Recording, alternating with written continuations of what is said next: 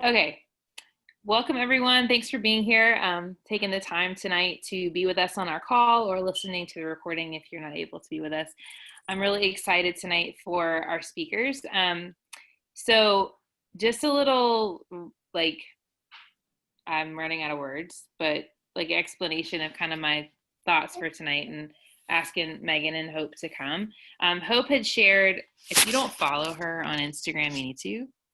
So she should type her handle in because she's an amazing artist. And I didn't even know why you called it Kitchen Hope. And then when you Kitchen House, I mean, and when you explained it and did like a little tour of your little house, it was the coolest thing ever. So anyway, you need to follow her. And I'll let Megan talk more about Hope, but she went to something called the Business Boutique Conference, and I might be calling it the wrong title, but it's a conference for women in business. And the woman who runs it is kind of in the Dave Ramsey world, so to speak. And so a long time ago, I wanted to go to a Dave Ramsey, he doesn't call it a summit. He has like an event, or maybe he does. Every year he has like a big event. And one year he had like Simon Sinek, John Maxwell, like Brendan Burchard. It was like I can't think of words, trifecta, whatever, super duper amazing PD people. And I wanted to go. And so I went to go sign up to go, and it was like $6,000. And I was like, oh, I don't have $6,000. And the way what Dave Ramsey works is they call you, like they don't tell you how much it is. Like you have to get on the phone with them, and then you talk about your goals and all this stuff. And then they tell you how amazing it is. And then they tell you got to like mortgage your house so you can go to this event. But the guy was great. And when I was talking to him, he said to me like about this business boutique, he's like, you should go to this because it's really geared towards women. And it was not $6,000. And like, he was like, this would be a great thing. And I'm like, oh, that would be good. But I don't like doing stuff by myself for the first time. And I was like nervous. So I never looked into it. So she went and I was intrigued because I'd heard of it. And as she was sharing things in her stories and stuff, I was like, I wanted her to come and talk because number one, going to events is important at some point. And I think Beachbody ones are great, but if you can go to non-Beachbody events that help you grow, those are amazing too.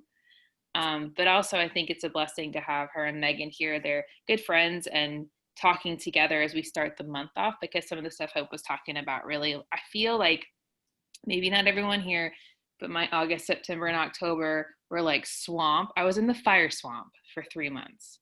And now that I'm out, like I just need some refreshment as we head into the holidays. And so I'm excited for them to talk tonight. So I'm going to hand it over, Megan. Yeah. So Hope is one of my, if not my closest friend. And I'm happy to have her speak too. She actually did coach for a little while, but she is an artist and she's also my NFP instructor. And she's a cool person. I just enjoy her and all her gifts. And I'm so excited to have her share about this. Also, I told her that we, a lot of times we struggle with our belief and consistency because of that. So hopefully she's prepared to share a little bit about that, because I think that was a huge takeaway from the conference. So anyways, Kelly, I can't speak either. What the heck? All right. I was trying to think of like these fantastic snazzy words and like nothing. This is what happens when we have a guest speaker. We're like, I'm glad she at least knows us a little, so it's not completely. Well, it's actually funny because I think I know exactly why you can't find words. It's because I never can find words, and the Lord was like, he was like, don't worry about this. So I feel a lot better now. So I actually appreciate that's good. He's like, I'm gonna make Kelly like really fumble over everything, and then it's gonna make you feel much better. So it's me. It's my fault. Well, thank you guys so much for having me. I am super excited. I was super excited when Megan asked me to come and talk with you all. I recognize some of you, I think, from Instagram and seeing your coaching and everything. So this is really fun to be able to speak with you guys. as Kelly and Megan mentioned, I'm an artist, so I'm Catholic as well. So my art is mostly Catholic or Christian faith-based art. So I have an Etsy shop, and I actually just passed my like 1 year anniversary of launching Kitchen House Studio. So that was November 1st, and then working towards a new launch this coming Friday. So I've been super busy, but it's super fun. So I also am married to my husband, Michael, and have 2 children. Giorgio is 4.5 and Loretta will be 3 next month. So just very busy. As Megan mentioned, I also teach NFP, and I'm also a beauty counter consultant. So sort of running all kinds of different things from home all at once. But it's a lot of fun. So I am really honored and excited to talk to you a little bit about things that I have learned just from running my own business or businesses, while also being a mom. So I want to start off by saying, like, when you talk about running a business or having your own business, a lot of times the first things that sort of pop to your mind are like bookkeeping and marketing and budgeting and planning and scheduling, all of those things. And those logistical things like really matter.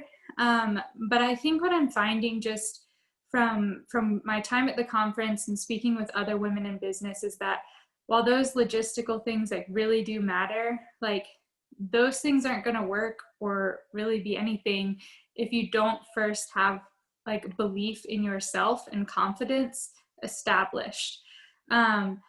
Because it's just a fact that in business and anything that we do in our life, really, we're going to encounter failure and setbacks and rejection. And those things are hard to handle, but they're possible to handle whenever we really have that foundation of belief and confidence. So I sort of wanted to focus on confidence and belief and authenticity, as well as like persistence and hard work.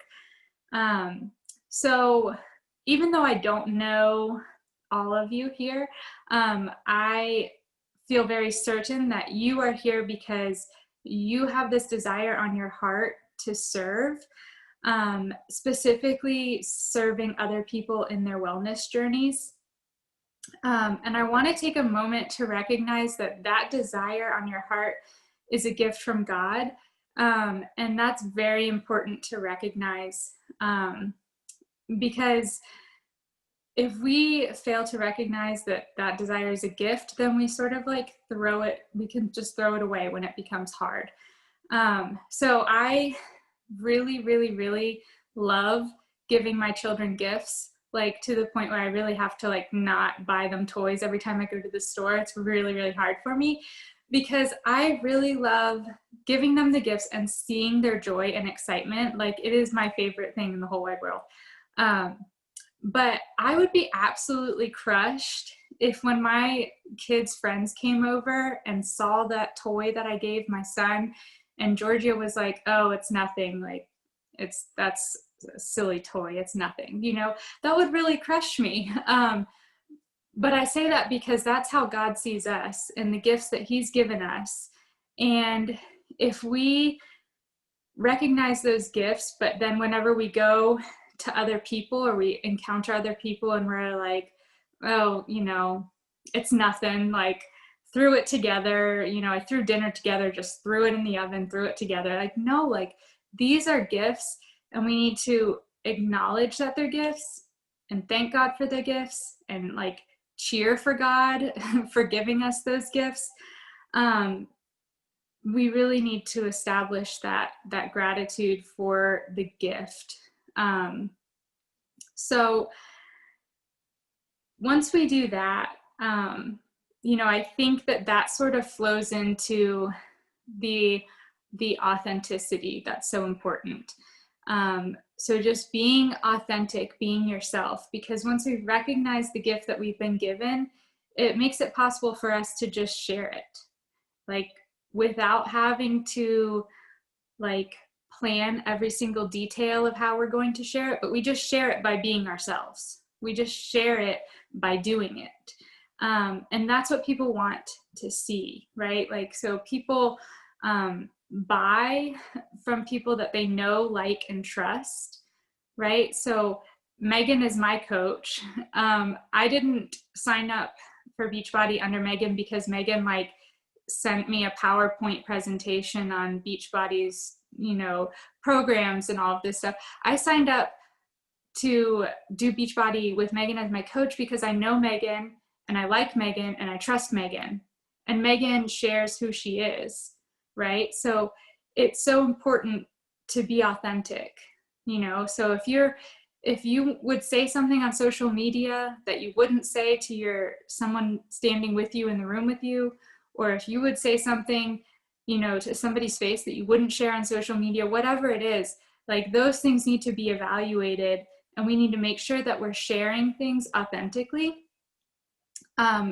because that is how we can serve. That is how we can share the gift that we've been given.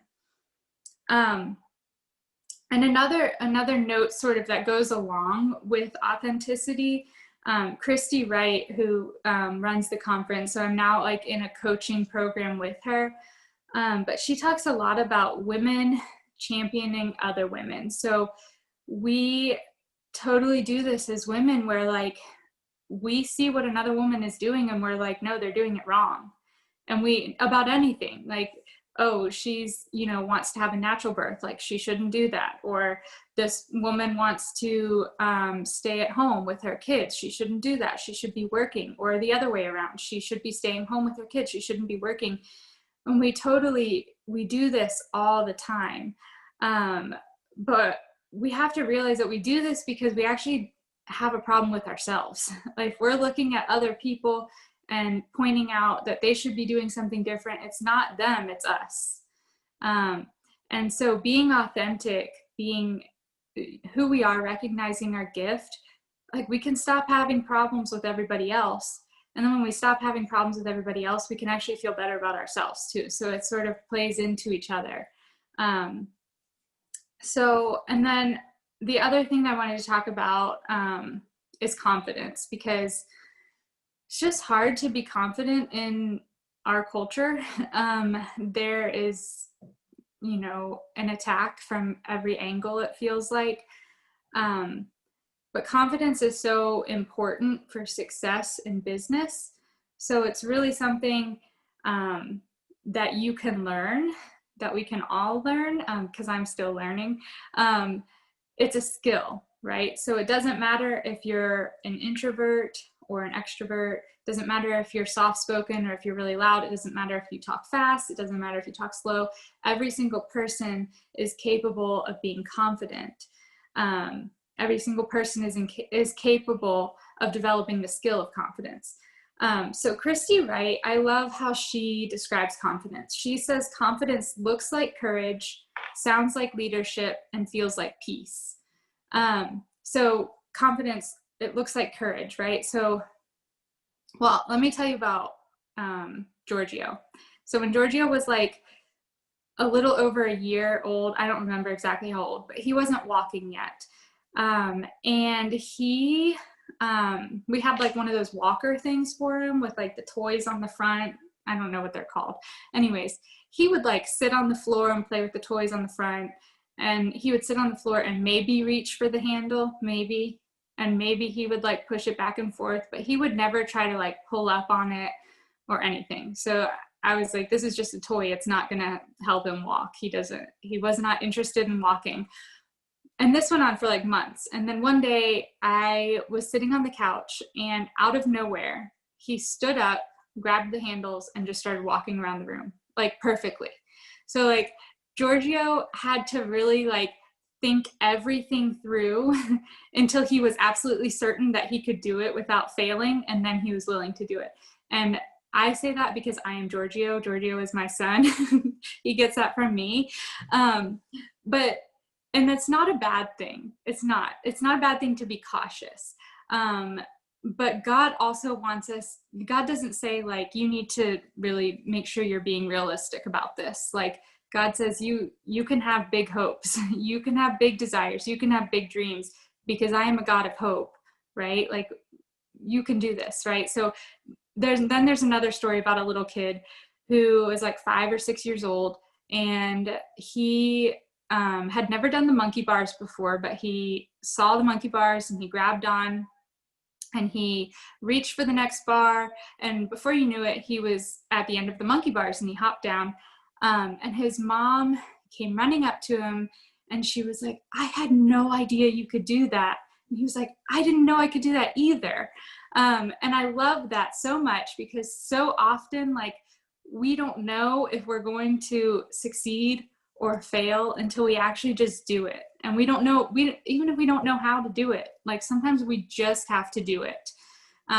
So confidence looks like courage. We just have to do it. Even if we're scared, we're not certain, just have to do it.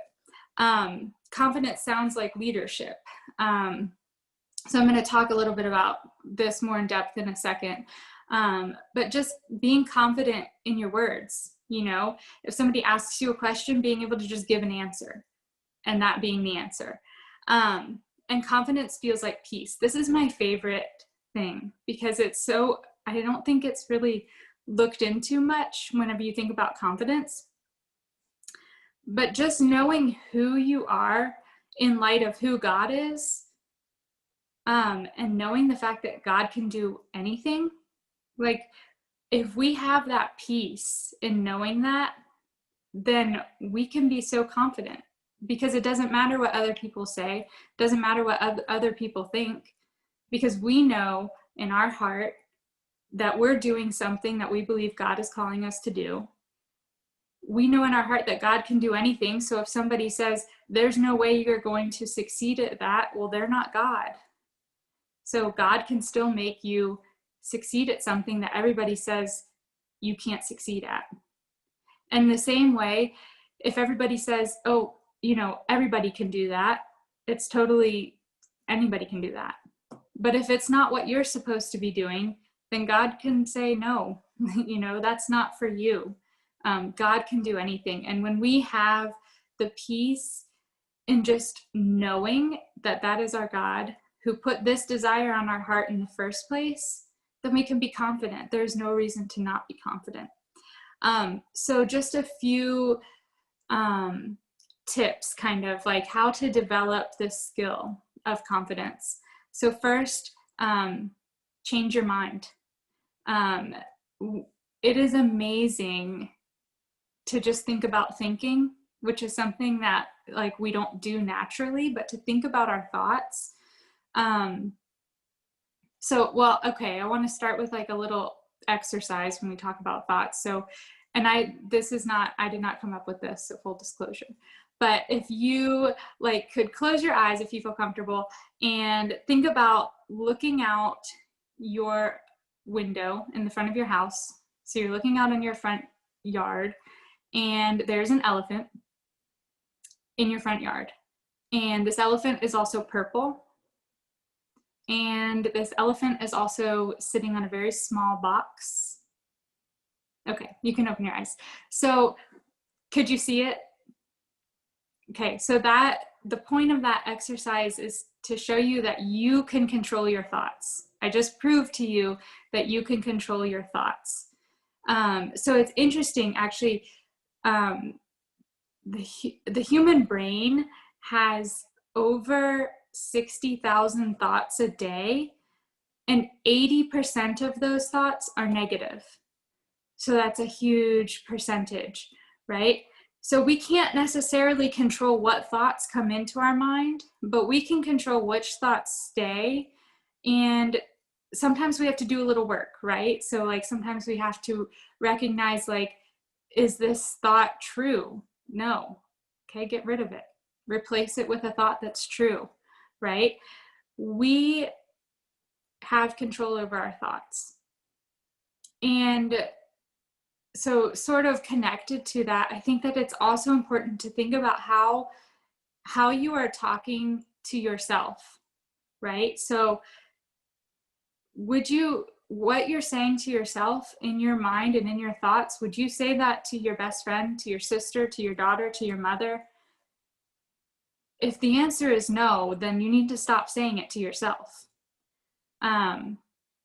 If you can take those thoughts and you can, imagine placing them in your hand and standing before God, what is he saying about those thoughts, right? Is he saying, yeah, that's what I think of you? Okay, then keep it, right? But if it's a negative thought and God is saying, like, that's not how I see you, that's not what I think of you, that's not what I think of what you're doing, then we can get rid of it. We only have to keep the thoughts in our mind that speak life into us. Okay, so change your mind, change your words. So this is super important, and I am getting better at this myself. So if somebody were to ask me what I do, I would say, oh, I have a little Etsy shop. Like, stop saying little. I have an Etsy shop, right? Sounds a lot different than like, I have a little Etsy shop. Like, it's really teensy tiny, like pretty minuscule. You barely can see it. It's really tiny. No, I have an Etsy shop, right? Same thing. Like, I run a little challenge group every now and then. No, I run a challenge group. I help women, right? It's so important. Not like, I just do this thing on the side that, I talk about fitness. No, change the way you say it. Get rid of just. I teach women or men, I teach people, I give them the tools for their wellness journey, for their fitness journey. I walk with them. And stop apologizing for it too, right? Stop being apologetic for what you're sharing. I think that we could do this, like, if we're, I just wanted to reach out to you. I'm so sorry if I'm bothering you. I don't mean to be bothering, no, I'm reaching out to you because I think that this is something that is important, that could be important to you. I would like to give you the opportunity to think about it, whatever you want to say to that person. And then another thing, with, changing your words, being careful with your words, and confidence, just something that we can encounter in business is sort of like pushback or rejection. Sometimes it can come, just as an example, for like with pricing, right? So one time I was selling my art in person, like I was at a vendor fair or whatever, excuse me, and I was selling my stickers, and my stickers are vinyl stickers. They're weatherproof. They're my art. They're very durable. They last forever. All of these things, right? So they're $5 for a sticker, depending on the size. So I guess whatever. So there's this one sticker that was $5. Okay, and this woman picked it up and she was like, $5 for this little thing, and like threw it back in the basket. And I could have been like, well, like, I can give you a discount. And I mean, if there's a sliding scale and, you could just take it. Actually, I'll pay you to take it. Like, we sort of talk ourselves out of those situations because we feel bad about it. And so the best thing to do, like, in those situations is to just hold, right? So I didn't say anything. Right. And in my mind, I was like, I'm just going to stand here and I'm going to smile. Like, if she has a question, legitimately about the pricing, I'd be happy to talk. But at this criticism, right, I don't need it. Right. And I'm firm. Like, my sticker is worth $5. Right. Your challenge groups are worth a certain amount of money, and that's what they're worth. And you don't need to apologize for it. You don't need to like offer discounts because you feel bad. It's what they're worth.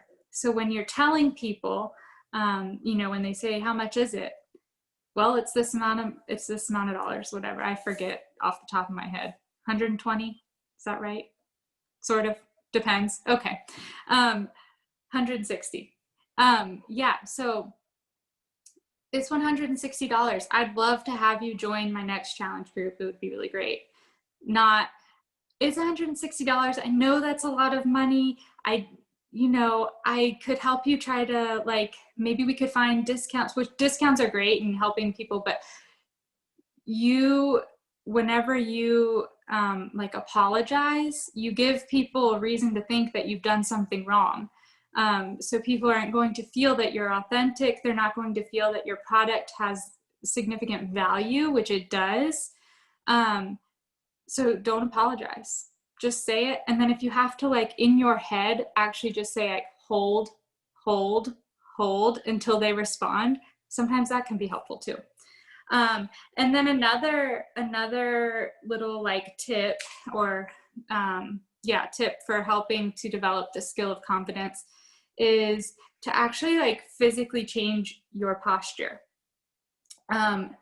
It's been shown, like, in studies that, like, 2 minutes of sitting in a high powered position, so like sitting up, sitting tall, actually changes your hormone levels. So your testosterone increases, and then your cortisol, your stress hormone, decreases. So you're actually feeling more confident because of your hormones. You have the power to actually change them. But if you, like, shrink down and you're sitting really small, and you're, feeling like that low power position, you're actually doing the opposite. So your stress hormone is actually, like, increasing. So that's just really interesting. So change your mind. You have control over your thoughts. Change your words. Stop saying things like little and just and sorry, and remember to hold. Like, be firm, be confident in your product and what it's worth. And then change your body. So focusing on your posture. So just doing that for 2 minutes every day can actually help you build confidence. So like I said at the beginning, like, we will face failure and rejection, and setbacks in business, no matter what you do. But when you have the peace of knowing who you are in light of who God is, you can look at that failure differently. And failure actually becomes a thing to celebrate, because failure means that you're moving forward, means that you're doing something, right? So, like, you can't turn a car that's not moving forward. So it's important to celebrate failure, right? Because we tried something, we did it. If it didn't work, then we know what we can do differently next time. We know what we can improve. And we know that we're doing something. We're not sitting in fear, waiting for that certainty to know that we can do everything without failing. Like my son Giorgio with the walker, like, we have to get up and we just have to do it. So another thing with facing rejection and criticism,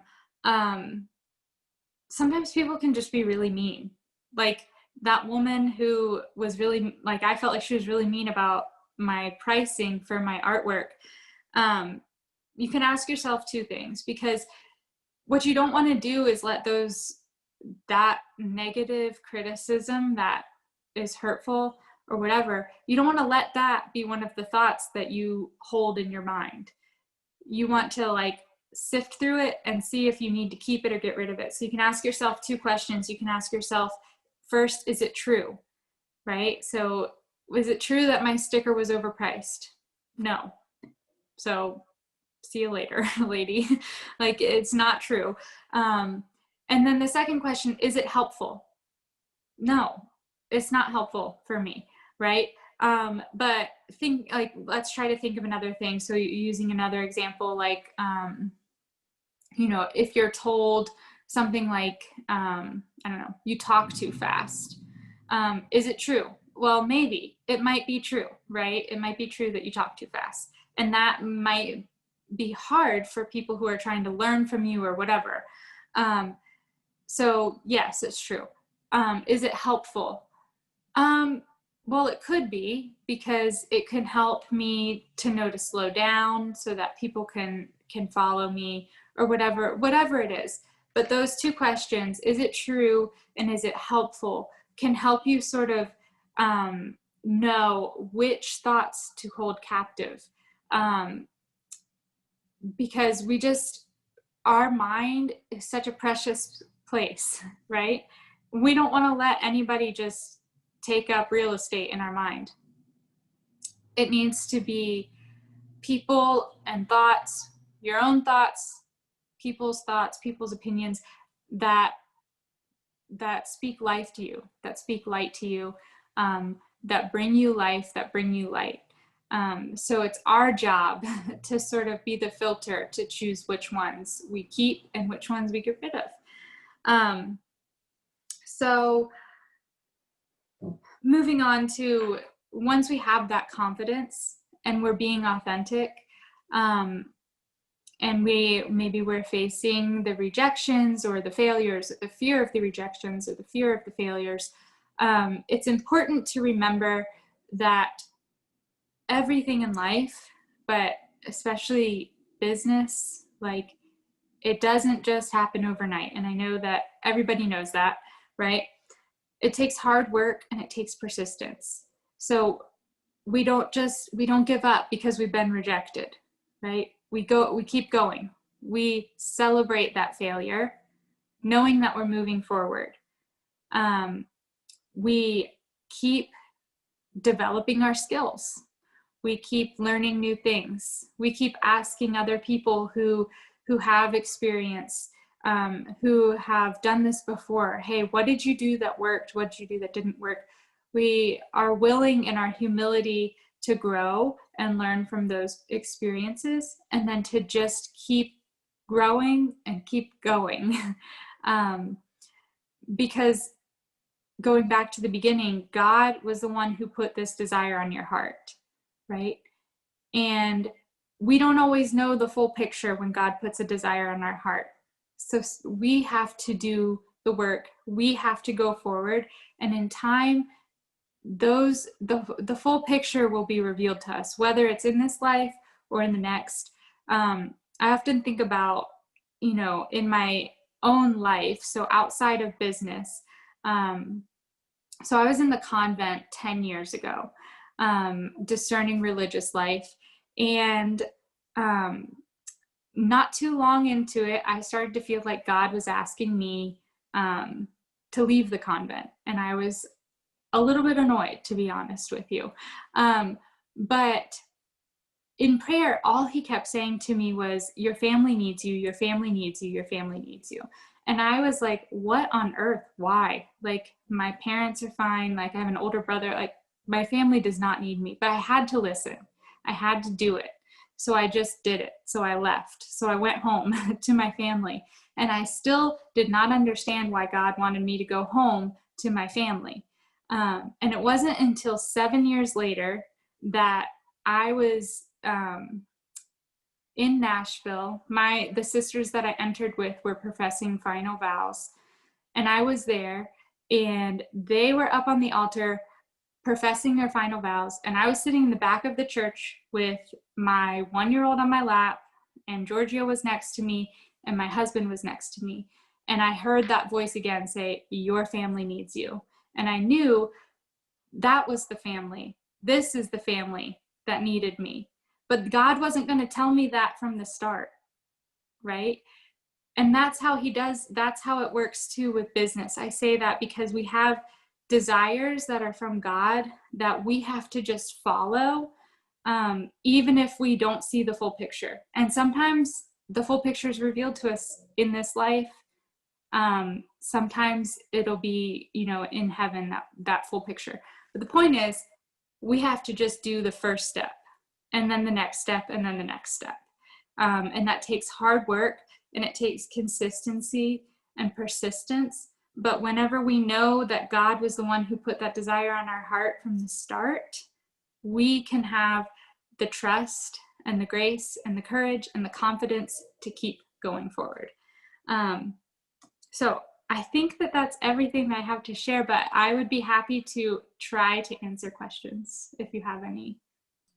I just want to say that was so good, so needed. I feel like, I don't know. I know that I have been in like a slump. I think a lot of us can feel that. There's just a lot of, I mean, you're alive right now. Like, and there's so much rejection no matter what you do or who you are right now. Jude, what are you doing? You stuck under my chair. That I think it can bleed into the confidence that we have in ourselves and in our business. And it's just really helpful to like hear that. I think it's really helpful to like remember that the desires that we have on our heart to like serve people, or even like what we want our business to do for us, is good, because I know I can feel guilty about that sometimes. Like I can feel bad about wanting my business to do something for me, or even to be something for somebody as their coach, So I think to just embrace that humility of confidence that like we have value, God-given value in what we have to offer, is empowering, because it doesn't really matter what we think of ourselves, because what he says of us is true. I mean, it obviously matters to be confident, but we can have confidence in who he says we are. Yeah, I took so many notes, and I never take notes. So. Well, I guess, yeah, one thing I wanted to add, because Megan just reminded me of this, it's so important, and I can't believe I didn't say it, because it's like my number one takeaway from the conference, is that where you are in your season is not who you are. It does not define you. So I think that that's so important, because where the heck are we right now? Nobody even knows, right? 2020 is the weirdest year in all of history, I think. But even beyond 2020, maybe you're in a difficult season, with parenting, or your job, or your marriage, or family life, or whatever. It's so easy to define ourselves based on that, right? So it's so easy. Like if you've had a bad day and your house is a mess because you have toddlers and you've cleaned all day, but your house is still a mess, that's a season. You're in a season of toddlers. That does not mean that you are a bad mom, right? And it's so important to not define ourselves by our season. Where you are is not who you are. And then the other thing that Megan just sort of made me think of as well, sorry, and then I'll stop talking again. But when Megan mentioned like, feeling bad about sort of what you want the business to do for you and like your family, or like, how to benefit from it for yourself. It's interesting to reflect on how we think about money, and how we can think that money makes us bad. Like people who have a lot of money are jerks, which isn't true. But we have this mindset of like, we can't desire to be wealthy because it makes us bad, which is not true. Like money is not a moral thing. It's how people handle money and how people treat other people based on money, and how people communicate based on money. Those things are moral things, but money itself is not bad. So it's not a bad thing to want to build wealth. And I think that that's so important as a business owner. So anyways, I'm happy to take any other questions or whatever you guys have to say. I just think it was very helpful. I thank you for your time. And confidence is something that's easy for myself to struggle with. I've always had that struggle, but it's even harder when you're putting yourself out there online to sell, to to sell what you have to offer, and to not look, just have belief in what you're doing and know that it's God given, and you know that in your heart, but you want other people to receive that feeling and know that it's genuine and authentic. But you have to have the confidence to make that happen and still put yourself out there. So this just really helped me, and I took notes as well. And it's just so confirming to me that, because I do feel like what I'm doing is a calling. Like it's helped me reach out to so many people that I probably would never have spoken to for the rest of my life if it wasn't for Beachbody. So anyway, I just wanted to thank you, because I'm still going to ponder and chew on this for a while, but it was great. And it was nice to meet you, and I've already clicked on your Instagram.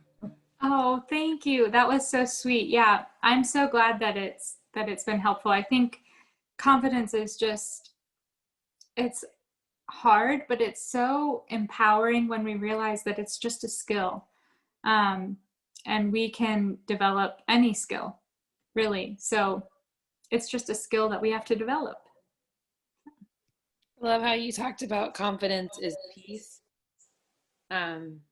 Because when we have lack of peace, it really is, I think, like when we're identifying, kind of like you said, with our season versus who we are. Yeah, I will say that in the 7 years I've worked as a coach, what changed for me was when I had the courage to finally share my vision out loud and be confident about it. Still nervous, but you know what I mean? Like, but I love that story about I didn't know I could do it either. But yeah, so many things. I mean, I took like 4 pages. Now I know why God wanted you to be here tonight. Like, I think it's exactly what we needed to hear. I know it's what I needed to hear. Because even after having coached this long, with the season I'm in, the last months I keep praying, like, because things have felt slow in our world. Everything feels like slow, right? And I'm like, Lord, I'm doing it and I'm praying, and I just feel like that you're not like taking this from me, because when they slow down, sometimes it feels like they're going backwards. And he's consistent believing, like, no, just like keep going. And that's where I do have peace. You know what I mean? Like, I just, I don't know. That was, and I think that belief and confidence really do go hand in hand. I also think it's why it's so good for a team to lean on one another, because you need people to speak life over you. You know what I mean? When you're having a season that's hard. But this was so good. I mean, I definitely, the part that you almost didn't say too is probably meant maybe for everybody, but for myself, because I have totally been defining myself by my season, and it's heavy. So I was like, oh, thank you, Holy Spirit. But I love this because, and the last thing I was just going to say, that you were talking about people getting to know you, like, I'm trying to figure it out. How people like know, like, and trust you. One of the things you'll learn, y'all, and this is why I enjoy, it's kind of why I enjoy Instagram more than Facebook now, is following other people, their accounts, but they're people like Hope and others that work in other industries and do other things, and see how they run a business, but share. I feel like I know her. I mean, I've talked to her back and forth about like NFP and stuff, so I do kind of know her, but I feel like I know her through the way she presents her life. And that's the beauty of what we can do, is like let them get to know all of you. Like, I see a lot of Beachbody coaches that are, super duper 15 million stars, and their whole page is nothing but like fitness stuff. And I did that for like a very short season, and it's not who I am. I'm a mom who writes about messy houses and overcoming things, and then shows my workout. And you can still build your business doing that. And so if you feel like that, I don't want to be, you don't need to be like, unless that's you. I mean, I know coaches who, they are so into health and wellness, that's why that's all they share, because it is who they are. But if you get stuck, follow accounts and get to know people like Hope, and like, I think of like Emily Chapman and like Stephanie Weiner and Elizabeth Foss, because I love people who like writers and moms who just, I don't know, that's who I follow. But I get inspired by how they share their whole story. So if she shares the artwork, I don't feel like, oh, she's posting about her business. Like, I don't, it's more like this is an extension of her. And so if you have confidence to share other parts of your life and your dreams and your vision, I think it helps because people do know, like, and trust you. Because I've had people, I don't know if you have, where they're like, I feel like I know you because you share, and you don't have to share everything, but just being authentic. So many of the words tonight about courage and confidence and authenticity, like it just was perfect. Really was. Thank you so much. You're so welcome. I'm excited to share this even with a few coaches who couldn't be here because I think it'll help. Just with fears that people share. So yeah, I feel like I could completely reiterate her whole call. I'd be like, and then I liked this line, and then I liked it. I'm not gonna. But Megan, if you want to close this in prayer, if anybody else has any questions, I don't want to. Yeah, does anybody else want to say anything? Jake talking to the baby. Hi, Jake. I did want to just emphasize one more thing. I like that you talked about celebrating failure, and I think we actually texted about this a little bit after you got home, but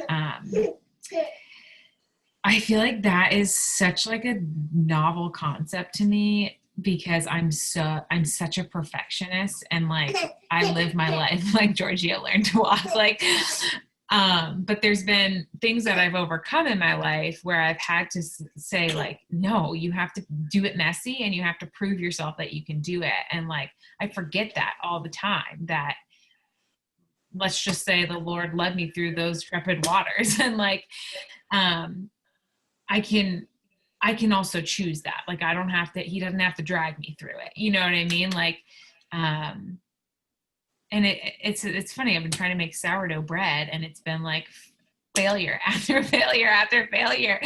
And then Hope shared that with me, and I was like, all right, I'm going to figure it out. I'm going to learn. I'm going to ask questions. I'm going to be happy that I'm trying. And then I made a really good loaf yesterday. And so I don't know. I think it's scary to face failure and to look at something that gives you an opportunity to fail.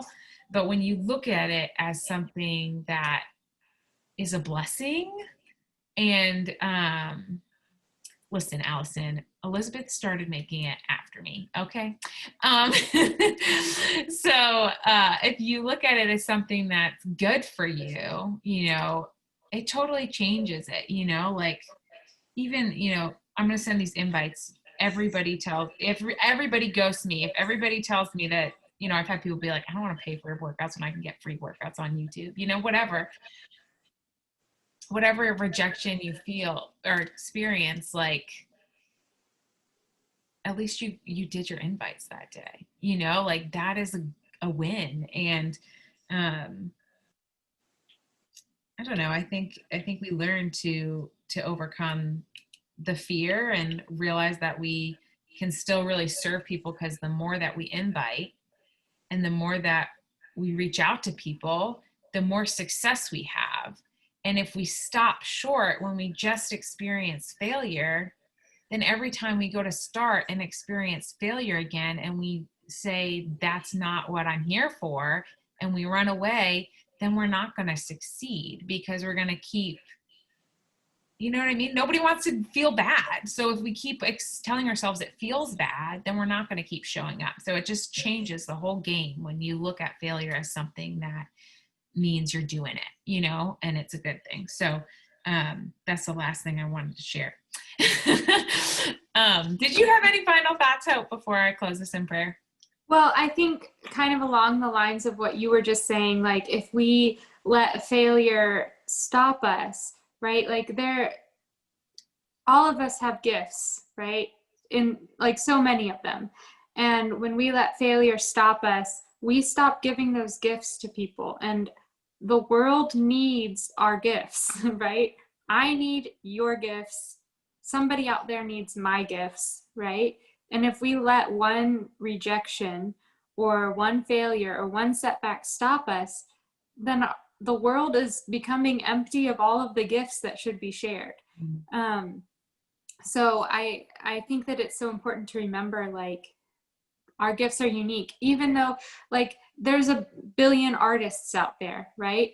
But what if I just said, well, like, you know, or what if everybody just said, well, there's already an artist, right? Then there'd be only one art work genre out there, right? And it's the same thing, like, there's so many Beachbody coaches. Yeah, there's a lot of them, but each and every single one of them has different gifts, right? And so if you're comparing yourself to another coach, or if you're letting failure stop you, then there are so many people out there who need the gifts that you specifically have that don't get your gifts, and they need your gifts. So don't let failure stop you. That's my point.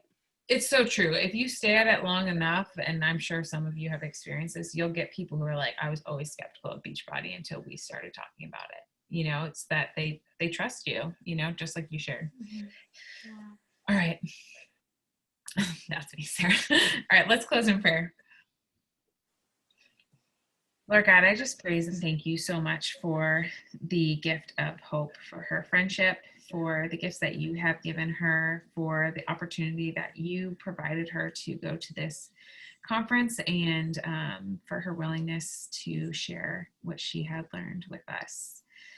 And God, I just praise and thank you for this community. Thank you so much for this team and for this blessing of friendship that we have in each other, that we can support each other in answering the call that you have endowed on each of our hearts. Lord, you've made us uniquely. You've made us in your image and likeness. You have called us, and you have placed desires on our hearts, and you know what is best for us. Lord, just help us to lean into that and to trust you and to answer your call, even if we don't understand.